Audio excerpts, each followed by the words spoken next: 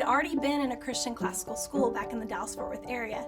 So one of my hopes was to be able to come to East Texas and find a similar education experience. That was very important to me since we were starting over in every other phase of our life in terms of friendships, church, jobs. I really looked at it as sort of this beacon of hope. I was so hoping it would be everything we wanted it to be, and it ended up being so much more. As a young mother, when I was in my 30s, I had an older woman challenge me. Her kids were older than mine, and she challenged me on what my philosophy of education was. And I had never really thought about it that seriously. And she said, the philosophy of education that you have for your children will determine their steps for the years to come. One of the things that I would say distinguishes a classical education and a non-classical education would be the simple question, when you're looking at a piece of literature or a passage, in a non-classical environment, the question would be, well, what does this passage mean to you?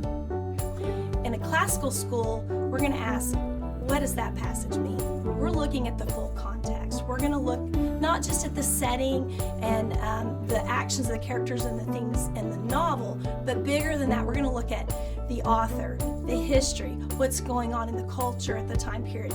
And all of those things come together to be able to answer that question. This passage means more than just the words on the paper. Our kids, no matter where they go and what they do, they're taking this gift that they've been given here of classical Christian education, and they're spreading it, and they're using it for God's glory, no matter what they've been called to.